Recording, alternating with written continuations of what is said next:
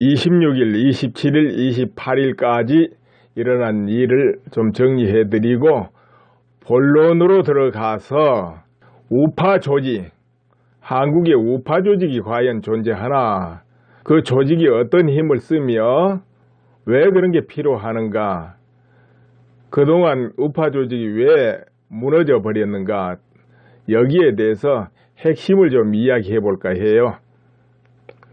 이 모든 것이 또 현재 정치 형태하고 다 맞물려 있습니다.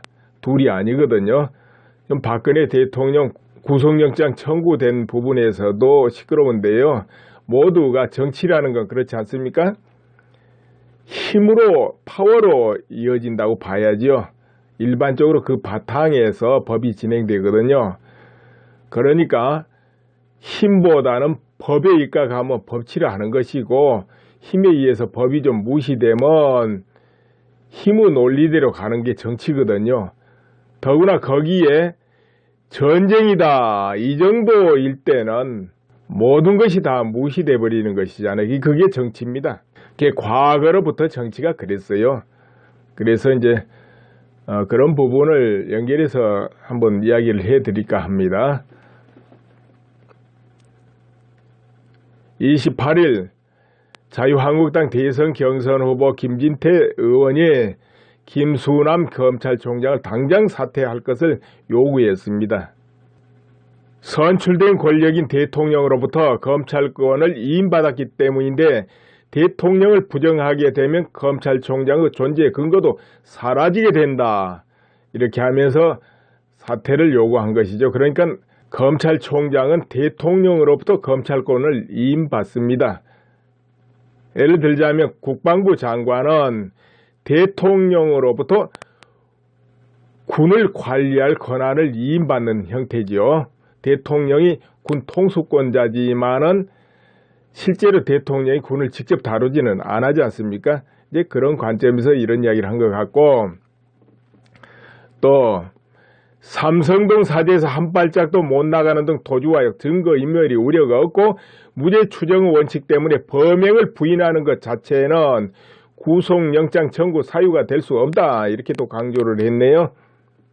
박근혜 대통령은 실제로 사죄에서 밖에 못 나가는 형태니까 도주 우려도 없고 또 증거인멸 우려도 없는데, 이런 말인 것 같습니다. 또 한교안 대통령 권한을 항해에서도 노무현 전 대통령 640만 불 수수 사건을 재수사하라고 법무부에 지시할 것을 촉구했습니다. 그러니까 당시 문재인 씨가 비서실장이었다면서 형평성 때문에 박 전 대통령의 영장을 청구한다는 검찰인데, 지난 정부 사건은 당사자가 돌아가셨다는 이유만으로 모든 것을 다 덮고 가는 게 말이 되냐, 이렇게 또 주장을 했네요. 그리고 검찰이 공범과 형평 이야기를 한다면 고영태 일당과 손석희는 왜 조사하지 않느냐, 정작 직권남용 증거인멸을 하는 것은 김수남 검찰청장 본인이라는 것을 분명히 알아야 된다, 이와 같이 김 후보가 주장을 했습니다.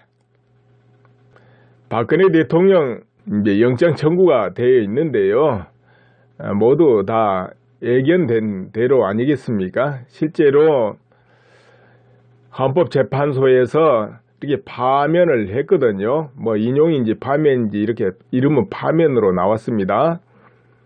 몇 명 인용한다 이렇게 보다는. 그런데 검찰에서 지금 조사를 하고 수사를 하고 나중에 재판을 받게 되는데, 확정 판결이 돼야 죄가 확정되는 거잖아요. 그전에는 이제 무죄 추정입니다. 그런데 그때 아무 죄도 안 나온다, 죄가 없다, 이렇게 되면 참 우습게 되지요. 헌법재판소 그 판결이 어떻게 되겠습니까? 우습게 돼버리는 겁니다. 아무튼 이런 문제가 있기 때문에, 그러니까 검찰청에서는 어떻게 하든지 죄를 증명해야 될 이런 입장이라는 것이죠. 상황이 물론 이제 정치적인 관점에서 또 대사면 관점에서 또 나중에 본래 없던 걸로 해버릴 수 있습니다. 그렇게 되면은 헌법재판소 판결을 부정하는 것도 아니고 이렇게 중립적인 관점에서 처리될 수도 있죠. 그건 이제 정치적인 입장에서 나오는 것이죠. 또 박근혜 대통령이 구속됨으로써 대선에 어떤 영향을 미칠 것이냐, 이익이 없겠다 싶으면은 미루어지고 그렇게 되는 거다, 이렇게 봐지는 겁니다. 그렇다면은 박근혜 대통령을 구속해야 된다, 국민들은 그렇게 볼까요? 리얼미터 여론조사는 72%가 구속 찬성했다 나옵니다. 25%는 반대. 그런데 이거 우스운 게 있습니다. 이거 중앙일보 폴인데요. 이제 구속 여부에 대해서 투표를 하고 있는데요. 거기에 지금까지 12만 5천 명 정도 되네요. 그 인원 90%가 파면 상태에서 구속은 과하다, 예우가 고려돼야 한다, 여기에 투표했네요.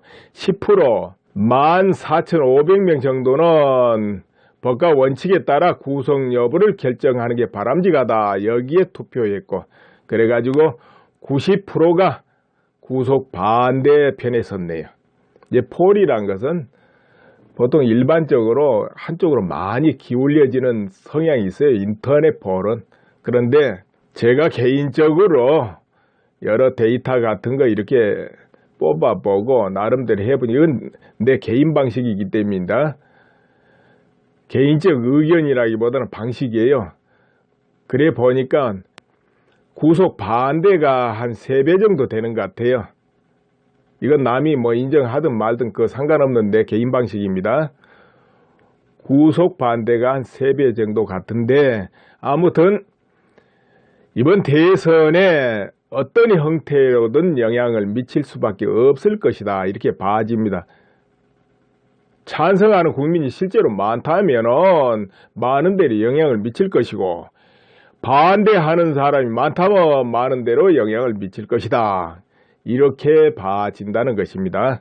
이에 대해서 반응 한번 볼까요? 어제입니까? 27일 국민의당 후보 안 후보, 안철수 후보는 그건 박근혜 전 대통령이 자초한 일이다, 이렇게 이제 평가를 했고, 또 26일 KBS 토론의 자유한국당 후보 홍준표 후보 이런 말도 한 적이 있습니다. 구속 그런 이야기 나오기 전이니까 거기하고 여러분 연관 짓지는 마세요.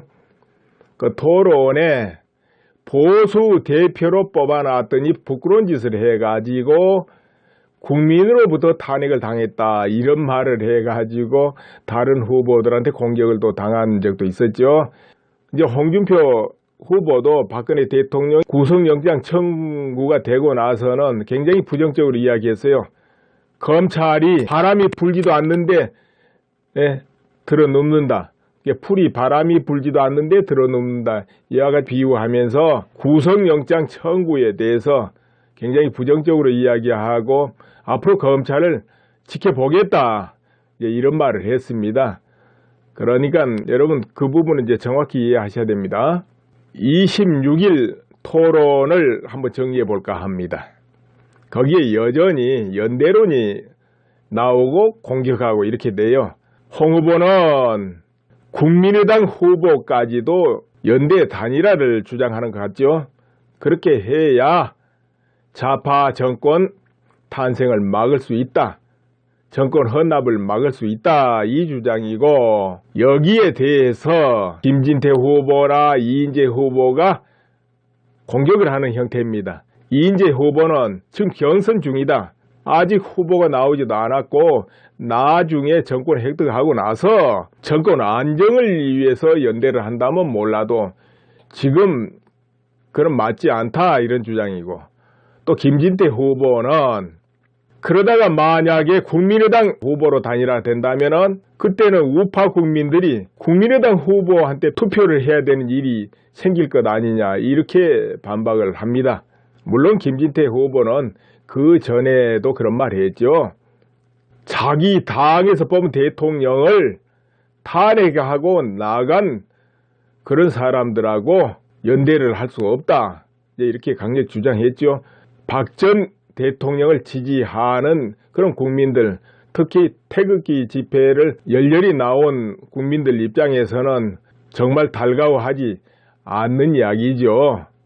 연대를 한다는 것은 그거는 뭐 사실일 겁니다.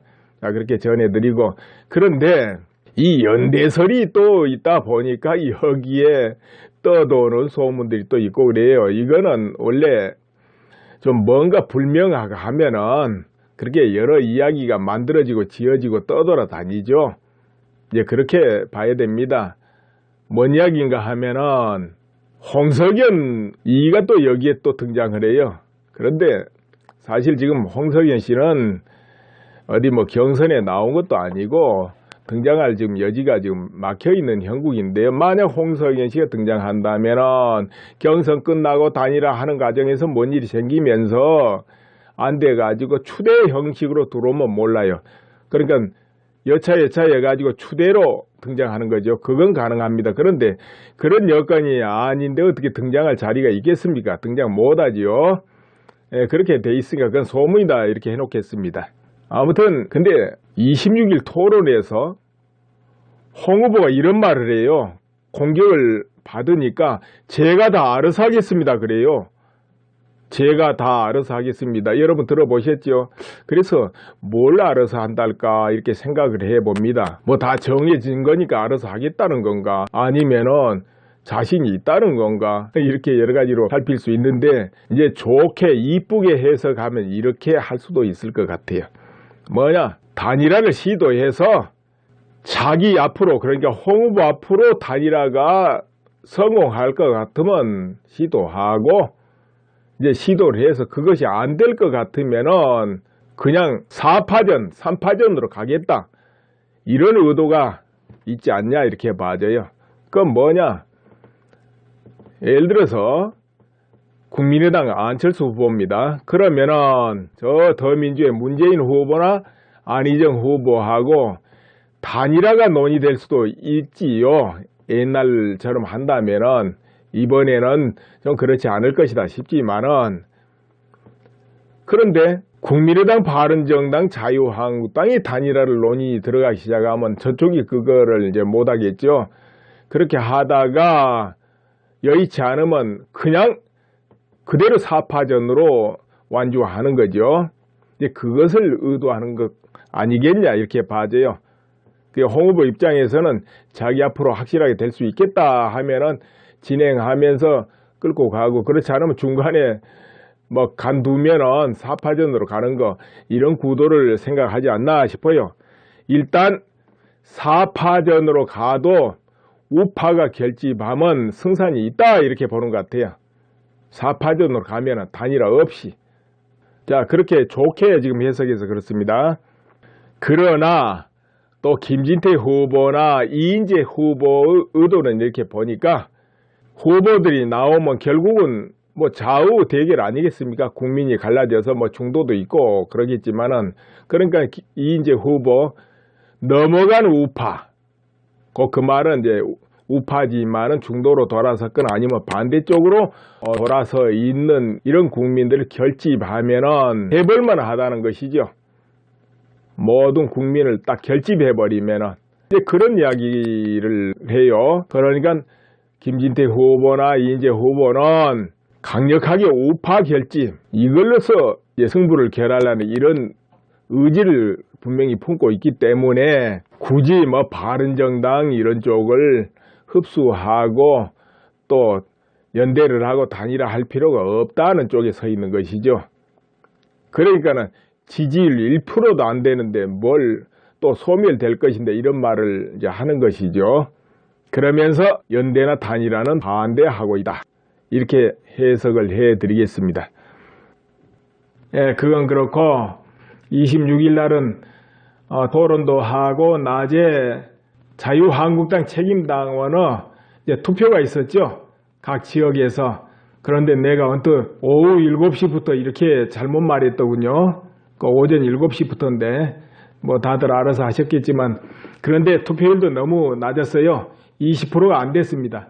18점 몇 프로 이 정도밖에 안 됐죠. 그만큼 경선에 흥미가 없다 이렇게 봐야 되나요? 이번에 자유한국당 책임당원들 직접 투표율이 떨어져가지고 과연 열성 당원들 누구를 찍었냐 이런 부분이 있고 그러는데 현재 앞선 주자는 저번에 말했듯이 홍준표 후보, 김진태 후보 이렇게 되는데 김진태 후보가 이제 다시 힘을 조금 더 받고 있는 상황 같은데요. 아무튼 비슷합니다. 그러나 경선 통과는 그런 정도로 되고 그러는 게 아니고 여러 가지 복합적인 게 엉켜 있지 않습니까? 그렇기 때문에 이제 집행부 또 진행하는 과정 이런 데서도 변수가 일어날 수 있고 그래요. 왜냐하면 비슷비슷하니까 어느 한쪽이 압도적이라면 그런 변수가 잘 안 보일 텐데 그 정도는 아니거든요. 그렇게 지금 되어 있습니다. 그리고 공약 한번 볼까요? 공약? 김진태 후보는 27일 날 대입 수시 폐지, 공무원 가산점 제도 개편, 사시 존치 이런 대선 공약 발표했습니다. 대입 수시 폐지 여러분 아시죠?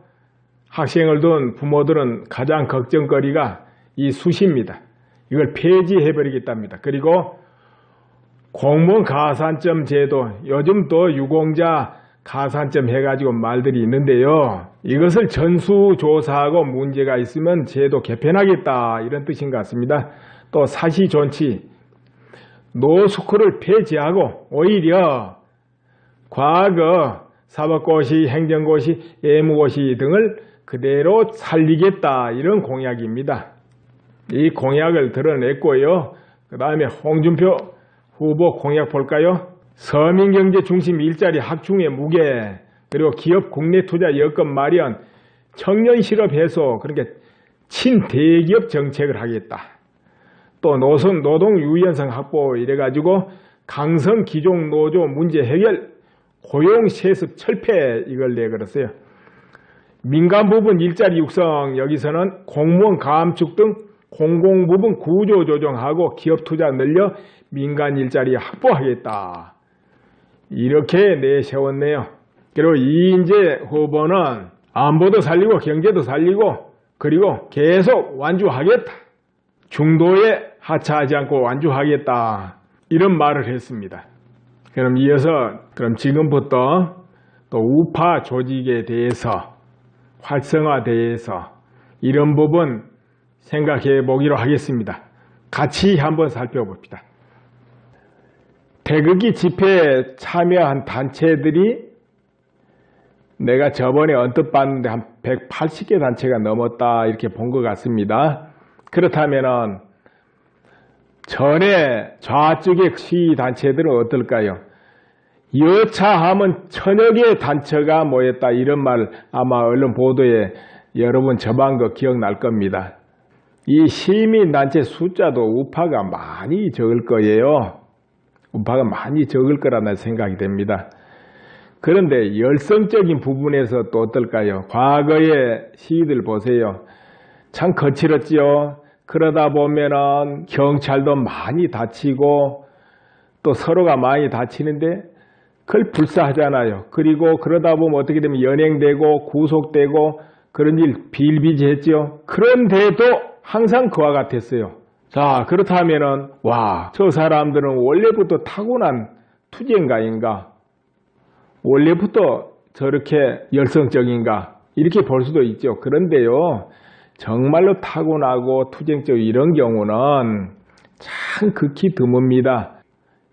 지금 가정을 꾸리고 있고 책임을 져야 되는데 아니면 미래가 창창한데 소송을 당하거나 좀 나아가서 구속이 되거나 어떤 욕을 먹거나 얼굴이 알려지거나 이럴 때 그 불이익이 있다 가정해 보세요. 그러면은 또 가정을 책임질 수도 없다 이런 일이 벌어진다면 그래 봤자 직장만 떨어지고 욕만 먹는다 이렇게 된다면 여러분 나서지겠습니까? 아마 그래도 내가 몸바쳐 나서겠다 하는 사람 정말 희귀할 겁니다. 그렇다면 누군가 어떤 단체에서 기금으로라도 그걸 철저히 지원해 준다면 여러분 나서겠습니까? 안 나서겠습니까? 나라를 위해서 애국으로 나서겠습니까? 그렇게 하면 나선다 하는 사람도 꽤 많지 않겠는가 이렇게 싶어요. 그리고 아무리 개인적으로 뛰어난 사람도 조직이나 단체를 이길 수는 없습니다. 못 이겨요. 더구나 그 단체가 아까 그와 같이 강력하게 짜여져 있다면 그 단체를 어떻게 이기겠습니까? 이기기 어렵습니다. 지금 자유한국당입니다. 새누리당 이제 없어졌잖아요. 그런데 그 새누리당 때 국회의원들 중에 전투력이 강하다 하는 사람 눈에 띄는 게 몇 명이나 되었습니까? 예전에는 그 정도는 아니었는데 새누리당 때는 정말 약했어요. 왜 그렇게 됐겠습니까? 그렇게 나서 봤자 상대방한테 돌아오는 건 욕이고, 그렇다고 정치적 입지가 강화되는 것도 아니고 칭찬받는 것도 아니고 뭐 문제 생기면 혼자만 책임져야 되고 나서야 손해니까 안 나선다 이렇게 돼버려서 난 그렇지 않냐 봐요. 어떤 자료를 공개하고 공격을 하다가 잘못되면 소송당하면 개인 혼자만 책임진단 말이에요. 욕먹고 재산 날리고 정치 생명 위협받고. 그러면 국회의원들이 나서겠습니까? 안 나서지요. 그렇게 한다고 해서 중요한 자리가 주어지는 것도 아니고 보장되는 것도 아닌데 누가 나서겠습니까? 오히려 나서면 개인적으로 손해만 입는데 그럼 안 나서지요? 난 그렇게 돼서 그런다고 봐요. 그런데 반대로 이렇게 하면 어떻게 될까요? 어떤 5명이든 6명이든 딱 대응조를 편성해가지고 전문 대응조입니다. 물론 그 안에는 전투력 좋고 변론도 뛰어나고 그리고 지략도 있고 또는 토론에 능숙한 사람들이 모임체죠. 그렇게 하고 그 사람들이 마음껏 활동할 수 있게 소송이 생기면 소송비도 지불하고 활동비도 지급하고 잘못되면은 당에서 책임지고 대응해주고 그리고 공천 우선권도 주고 어떤 자리가 나면 우선적으로 그 자리에 올려주고 그렇게 한다면 그 사람들이 얼마나 열성적으로 대응하겠습니까? 자료를 뽑고 해서 하죠. 그렇게 또 활동하는 사람은 지역구에 전념할 수가 없어요. 그러면 또 비례대표를 뽑아가지고 그렇게 할 수 있고 공천 우선권 주고 그래 보세요. 그럼 열성적으로 할 거예요. 자, 그럼 뭐 어떤 효과가 있을까요? 최소한도 당하지를 않아죠. 오히려 덮어 씌워버린 경우도 있어요. 그러나 대응을 못하면은 효과적으로 못하면요 덮어 씁니다. 국민은 그렇게 알아버려요. 예를 들자면 상대 당에 10가지 허물이 보입니다. 그럼 10가지를 효과적으로 공략을 해야 되겠죠. 국민이 납득되고 고개가 끄떡끄떡해질 때까지. 그런데 한 가지도 공략을 못 해버려요. 한 가지도. 그것도 누군가 지나가는 소리 일회성으로 하다 말아버려요. 아무 효과 없죠. 그러나 상대당은 하나가 있으면 1년, 2년, 3년을 써먹어요. 또 하나를 3개, 4개 만들어 공격해요. 그걸 방어를 못하고 고스란히 당한다 이 말이에요. 옛날 과거에도 문, 무 해가지고 문신, 무신을 같이 중시했습니다. 문만 있으면 안 돼요. 문신만 있으면 나라가 돌아가질 않아요. 또 무신만 있어도 안 되겠죠. 그러면 정당에도 문, 무가 있어야 돼요. 문, 무. 그런데 새누리당은 무가 없단 말이에요. 무가. 무는 있는데. 그래서 무력하다 이거예요.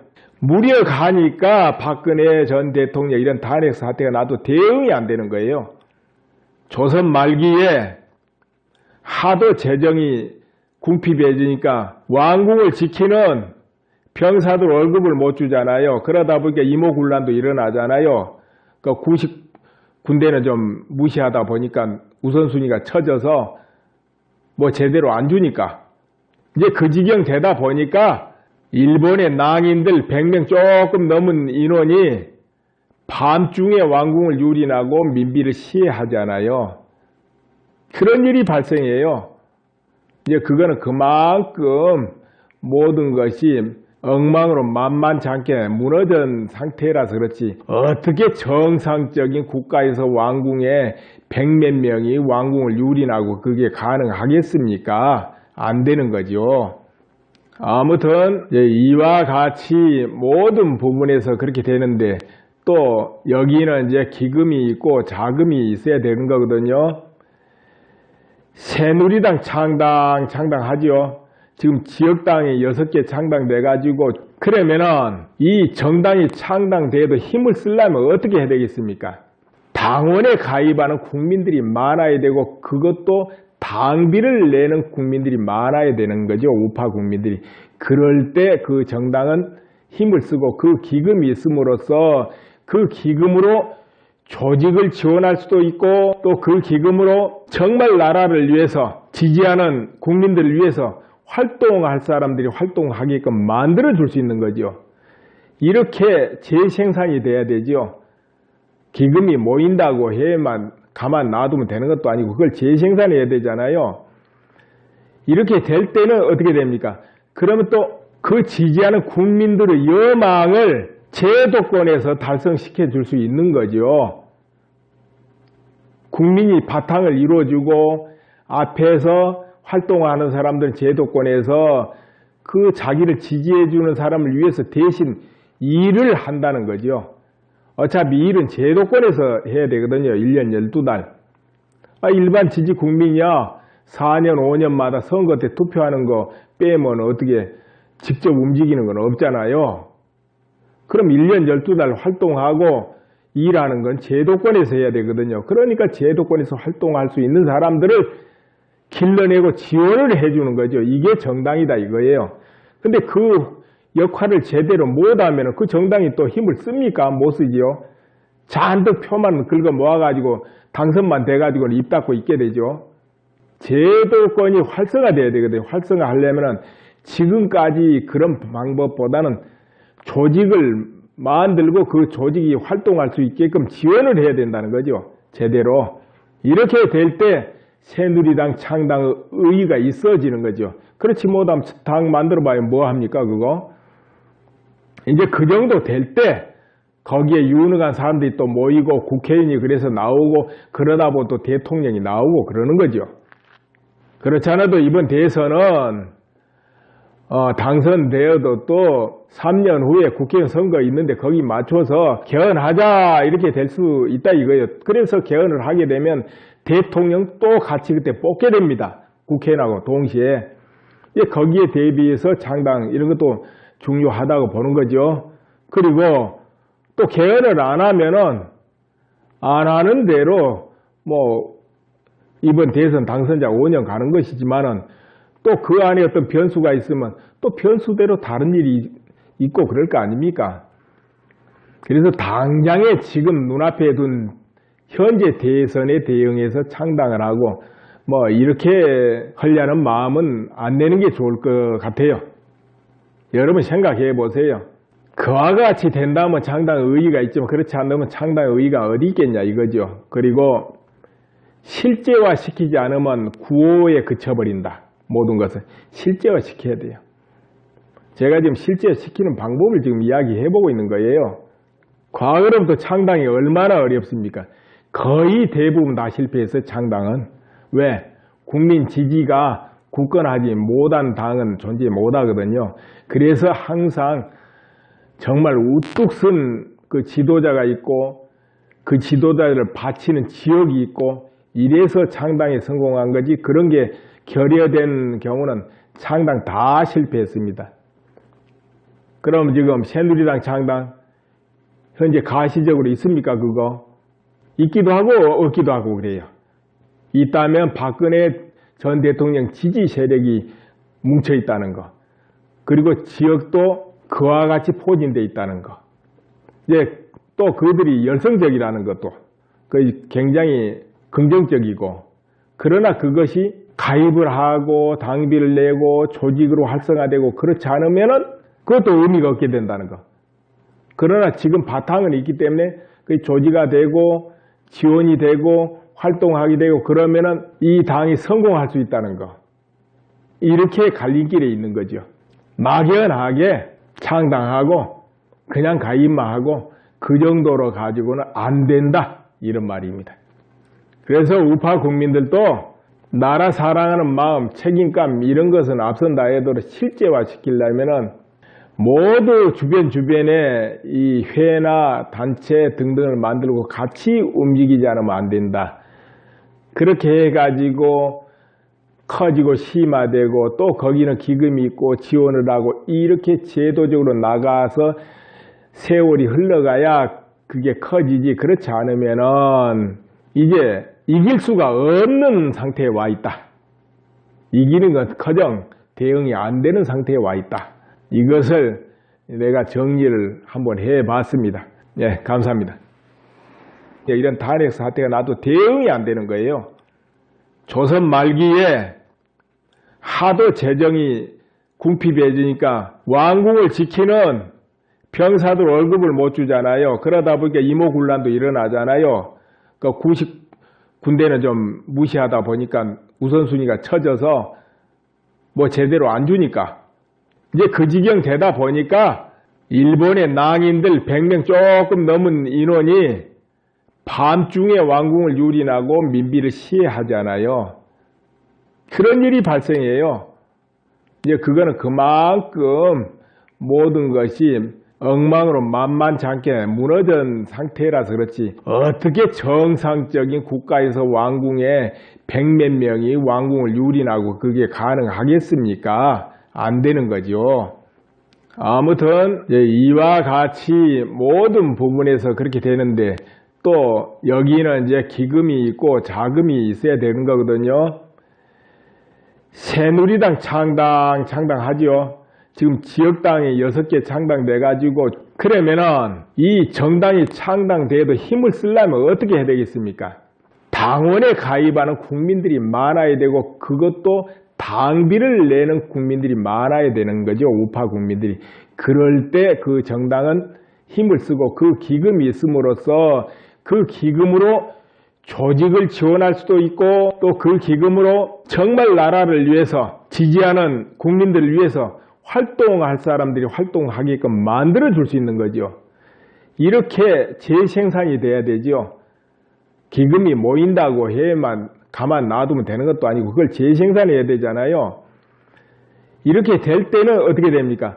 그러면 또 그 지지하는 국민들의 여망을 제도권에서 달성시켜 줄 수 있는 거죠. 국민이 바탕을 이루어주고 앞에서 활동하는 사람들은 제도권에서 그 자기를 지지해주는 사람을 위해서 대신 일을 한다는 거죠. 어차피 일은 제도권에서 해야 되거든요. 1년 12달. 일반 지지 국민이야 4년 5년마다 선거 때 투표하는 거 빼면 어떻게 직접 움직이는 건 없잖아요. 그럼 1년 12달 활동하고 일하는 건 제도권에서 해야 되거든요. 그러니까 제도권에서 활동할 수 있는 사람들을 길러내고 지원을 해주는 거죠. 이게 정당이다 이거예요. 근데 그 역할을 제대로 못하면 그 정당이 또 힘을 씁니까? 못 쓰지요. 잔뜩 표만 긁어 모아가지고 당선만 돼가지고 입 닫고 있게 되죠. 제도권이 활성화돼야 되거든요. 활성화하려면 지금까지 그런 방법보다는 조직을 만들고 그 조직이 활동할 경우가 고려돼야 한다. 여기에 투표했네요. 10% 14,500명 정도는 법과 원칙에 따라 구속 여부를 결정하는 게 바람직하다. 여기에 투표했고 그래가지고 90%가 구속 반대 편에 섰네요. 이제 폴이란 것은 보통 일반적으로 한쪽으로 많이 기울여지는 성향이 있어요. 인터넷 폴은. 그런데 제가 개인적으로 여러 데이터 같은 거 이렇게 뽑아보고 나름대로 해보니 이건 내 개인 방식이기 때문입니다. 개인적 의견이라기보다는 방식이에요. 그래 보니까 구속 반대가 한 3배 정도 되는 것 같아요. 이건 남이 뭐 인정하든 말든 그 상관없는 내 개인 방식입니다. 구속 반대가 한 3배 정도 같은데 아무튼 이번 대선에 어떤 형태로든 영향을 미칠 수밖에 없을 것이다. 이렇게 봐집니다. 찬성하는 국민이 실제로 많다면 많은 데로 영향을 미칠 것이고 반대하는 사람이 많다면 많은 데로 영향을 미칠 것이다. 이렇게 봐진다는 것입니다. 이에 대해서 반응 한번 볼까요? 어제입니까? 27일 국민의당 후보 안 후보, 안철수 후보는 그건 박근혜 전 대통령이 자초한 일이다. 이렇게 이제 평가를 했고, 또 26일 KBS 토론회 자유한국당 후보 홍준표 후보 이런 말도 한 적이 있습니다. 구속 그런 이야기 나오기 전이니까 거기하고 여러분 연관 짓지는 마세요. 그 토론에 보수 대표로 뽑아놨더니 부끄러운 짓을 해가지고 국민으로부터 탄핵을 당했다 이런 말을 해가지고 다른 후보들한테 공격을 또 당한 적도 있었죠. 이제 홍준표 후보도 박근혜 대통령 구속영장 청구가 되고 나서는 굉장히 부정적으로 이야기했어요. 검찰이 바람이 불지도 않는데 들어눕는다. 풀이 바람이 불지도 않는데 들어눕는다. 이와 같이 비유하면서 구속영장 청구에 대해서 굉장히 부정적으로 이야기하고 앞으로 검찰을 지켜보겠다. 이런 말을 했습니다. 그러니까 여러분 그 부분은 이제 정확히 이해하셔야 됩니다. 26일 토론을 한번 정리해 볼까 합니다. 거기에 여전히 연대론이 나오고 공격하고 이렇게 돼요. 홍 후보는 국민의당 후보까지도 연대 단일화를 주장하는 것 같죠. 그렇게 해야 좌파 정권 탄생을 막을 수 있다. 정권 헌납을 막을 수 있다. 이 주장이고 여기에 대해서 그러면서 연대나 단일화는 반대하고 있다. 이렇게 해석을 해드리겠습니다. 그건 그렇고 26일 날은 토론도 하고 낮에 자유한국당 책임당원의 투표가 있었죠. 각 지역에서. 그런데 내가 언뜻 오후 7시부터 이렇게 잘못 말했더군요. 오전 7시부터인데 뭐 다들 알아서 하셨겠지만 그런데 투표율도 너무 낮았어요. 20%가 안 됐습니다. 18점 몇 프로 이 정도밖에 안 됐죠. 그만큼 경선에 흥미가 없다 이렇게 봐야 되나요?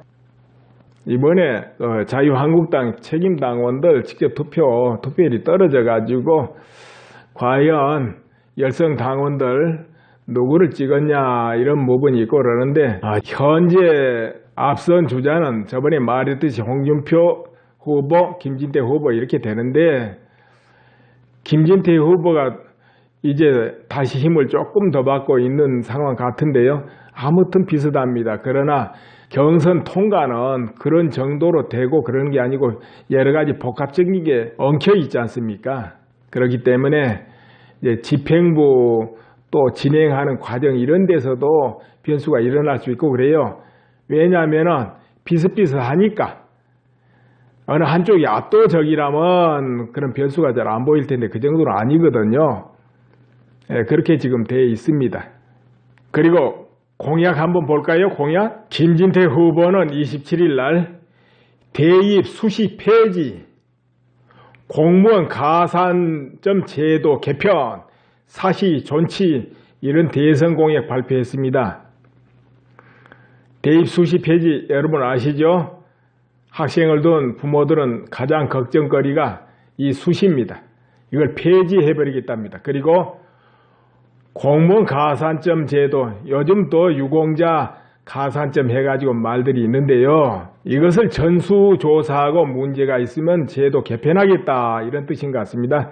또 사시존치, 노스쿨을 폐지하고 오히려 과거 사법고시, 행정고시, 예무고시 등을 그대로 살리겠다 이런 공약입니다. 이 공약을 드러냈고요.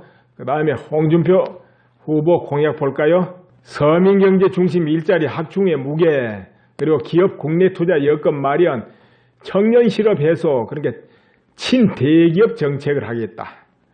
또 노동 유연성 확보 이래가지고 강성 기종 노조 문제 해결, 고용 세습 철폐 이걸 내걸었어요. 민간 부분 일자리 육성, 여기서는 공무원 감축 등 공공부문 구행하는 과정 이런 데서도 변수가 일어날 수 있고 그래요. 왜냐하면 비슷비슷하니까 어느 한쪽이 압도적이라면 그런 변수가 잘 안 보일 텐데 그 정도는 아니거든요. 그렇게 지금 되어 있습니다. 그리고 공약 한번 볼까요? 공약. 김진태 후보는 27일 날 대입 수시 폐지, 공무원 가산점 제도 개편, 사시 존치 이런 대선 공약 발표했습니다. 대입 수시 폐지 여러분 아시죠? 학생을 둔 부모들은 가장 걱정거리가 이 수시입니다. 이걸 폐지해버리겠답니다. 그리고 공무원 가산점 제도, 요즘 또 유공자 가산점 해가지고 말들이 있는데요. 이것을 전수조사하고 문제가 있으면 제도 개편하겠다 이런 뜻인 것 같습니다. 또 사시존치, 노스쿨을 폐지하고 오히려 과거 사법고시, 행정고시, 예무고시 등을 그대로 살리겠다 이런 공약입니다. 이 공약을 드러냈고요. 그 다음에 홍준표 후보 공약 볼까요? 서민경제 중심 일자리 확충의 무게, 그리고 기업 국내 투자 여건 마련, 청년 실업 해소, 그러니까 친대기업 정책을 하겠다. 또 노동 유연성 확보 이래가지고 강성 기종 노조 문제 해결, 고용 세습 철폐 이걸 내걸었어요. 민간 부분 일자리 육성, 여기서는 공무원 감축 등 공공 부분 구조 조정하고 기업 투자 늘려 민간 일자리 확보하겠다. 이렇게 내세웠네요. 그리고 이인재 후보는 안보도 살리고 경제도 살리고 그리고 계속 완주하겠다. 중도에 하차하지 않고 완주하겠다. 이런 말을 했습니다. 그럼 이어서 지금부터 또 우파 조직에 대해서 활성화돼서 이런 부분 생각해 보기로 하겠습니다. 같이 한번 살펴봅시다. 태극기 집회에 참여한 단체들이 내가 저번에 언뜻 봤는데 한 180개 단체가 넘었다 이렇게 본 것 같습니다. 그렇다면 전에 좌측의 시위단체들은 어떨까요? 여차하면 1000여 개의 단체가 모였다 이런 말 아마 언론 보도에 여러분 접한 거 기억날 겁니다. 이 시민단체 숫자도 우파가 많이 적을 거예요. 우파가 많이 적을 거라는 생각이 됩니다. 그런데 열성적인 부분에서 또 어떨까요? 과거의 시위들 보세요. 참 거칠었지요. 그러다 보면은 경찰도 많이 다치고 또 서로가 많이 현재 정치 형태하고 다 맞물려 있습니다. 둘이 아니거든요.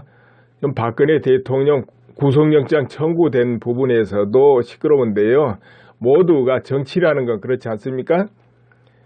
힘으로 파워로 이어진다고 봐야죠. 일반적으로 그 바탕에서 법이 진행되거든요. 그러니까 힘보다는 법에 입각하면 법치를 하는 것이고 힘에 의해서 법이 좀 무시되면 힘의 논리대로 가는 게 정치거든요. 더구나 거기에 전쟁이다 이 정도일 때는 모든 것이 다 무시돼 버리는 것이잖아요. 그게 정치입니다. 그게 과거로부터 정치가 그랬어요. 그래서 이제 그런 부분을 연결해서 한번 이야기를 해드릴까 합니다. 28일 자유한국당 대선 경선 후보 김진태 의원이 김수남 검찰총장을 당장 사퇴할 것을 요구했습니다. 선출된 권력인 대통령으로부터 검찰권을 이임받았기 때문인데 대통령을 부정하게 되면 검찰총장의 존재 근거도 사라지게 된다. 이렇게 하면서 사퇴를 요구한 것이죠. 그러니까 검찰총장은 대통령으로부터 검찰권을 이임받습니다. 예를 들자면 국방부 장관은 대통령으로부터 군을 관리할 권한을 이임받는 형태지요. 대통령이 군 통수권자지만은 실제로 대통령이 군을 직접 다루지는 않지 않습니까? 이제 그런 관점에서 이런 이야기를 한 것 같고, 또 삼성동 사태에서 한 발짝도 못 나가는 등 도주와 증거인멸이 우려가 없고 무죄 추정의 원칙 때문에 범행을 부인하는 것 자체는 구속영장 청구 사유가 될 수 없다. 이렇게 또 강조를 했네요. 박근혜 대통령은 실제로 사죄에서 밖에 못 나가는 형태니까 도주 우려도 없고 또 증거인멸 우려도 없는데 이런 말인 것 같습니다. 또 한교안 대통령 권한을 항해에서도 노무현 전 대통령의 640만 불 수수 사건을 재수사하라고 법무부에 지시할 것을 촉구했습니다. 그러니까 당시 문재인 씨가 비서실장이었다면서 형평성 때문에 박 전 대통령의 영장을 청구한다는 검찰인데, 지난 정부 사건은 당사자가 돌아가셨다는 이유만으로 모든 것을 다 덮고 가는 게 말이 되냐, 이렇게 또 주장을 했네요. 그리고 검찰이 공범과 형평 이야기를 한다면 고영태 일당과 손석희는 왜 조사하지 않느냐. 정작 집권되다 보니까 일본의 낭인들 100명 조금 넘은 인원이 밤중에 왕궁을 유린하고 민비를 시해하잖아요. 그런 일이 발생해요. 이제 그거는 그만큼 모든 것이 엉망으로 만만찮게 무너진 상태라서 그렇지, 어떻게 정상적인 국가에서 왕궁에 100몇 명이 왕궁을 유린하고 그게 가능하겠습니까? 안 되는 거죠. 아무튼 이와 같이 모든 부분에서 그렇게 되는데, 또 여기는 이제 기금이 있고 자금이 있어야 되는 거거든요. 새누리당 창당하지요. 지금 지역당이 6개 창당돼가지고, 그러면은 이 정당이 창당돼도 힘을 쓰려면 어떻게 해야 되겠습니까? 당원에 가입하는 국민들이 많아야 되고, 그것도 당비를 내는 국민들이 많아야 되는 거죠. 우파 국민들이.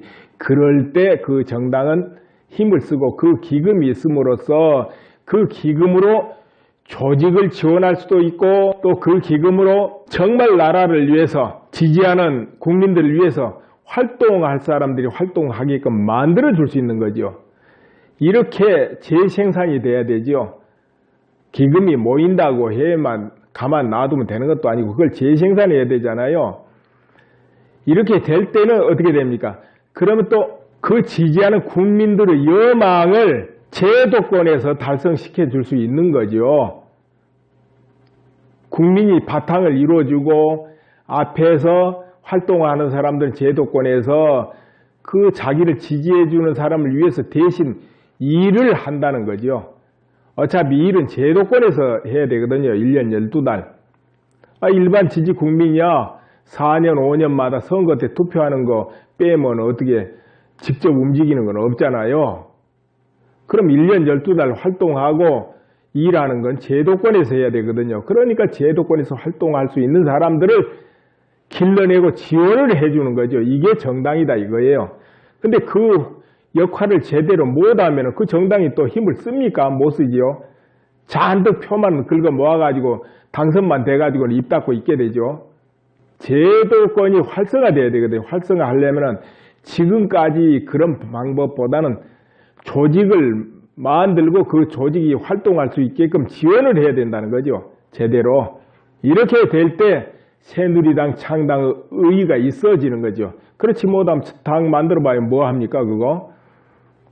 이제 그 정도 될 때 거기에 유능한 사람들이 또 모이고 국회의원이 그래서 나오고 그러다 보면 또 대통령이 나오고 그러는 거죠. 그렇지 않아도 이번 대선은 그렇게 지금 돼 있습니다. 그리고 공약 한번 볼까요? 공약? 김진태 후보는 27일 날 대입 수시 폐지, 공무원 가산점 제도 개편, 사시 존치 이런 대선 공약 발표했습니다. 대입 수시 폐지 여러분 아시죠? 학생을 둔 부모들은 가장 걱정거리가 이 수시입니다. 이걸 폐지해버리겠답니다. 그리고 공무원 가산점 제도, 요즘 또 유공자 가산점 해가지고 말들이 있는데요. 이것을 전수조사하고 문제가 있으면 제도 개편하겠다 이런 뜻인 것 같습니다. 또 사시존치, 노스쿨을 폐지하고 오히려 과거 사법고시, 행정고시, 예무고시 등을 그대로 살리겠다 이런 공약입니다. 이 공약을 드러냈고요. 그 다음에 홍준표 후보 공약 볼까요? 서민경제 중심 일자리 확충의 무게, 그리고 기업 국내 투자 여건 마련, 청년 실업 해소, 그러니까 친대기업 정책을 하겠다. 또 노동 유연성 확보 이래가지고 강성 기종 노조 문제 해결, 고용 세습 철폐 이걸 내걸었어요. 민간 부분 일자리 육성, 여기서는 공무원 감축 등 공공 부분 구조 조정하고 기업 투자 늘려 민간 일자리 확보하겠다. 이렇게 내세웠네요. 그리고 이인재 후보는 안보도 살리고 경제도 살리고 그리고 계속 완주하겠다. 중도에 하차하지 않고 완주하겠다. 이런 말을 했습니다. 그럼 이어서 지금부터 또 우파 조직에 대해서 활성화돼서 이런 부분 생각해 보기로 하겠습니다. 같이 한번 살펴봅시다. 태극기 집회에 참여한 단체들이 내가 저번에 언뜻 봤는데 한 180개 단체가 넘었다 이렇게 본 것 같습니다.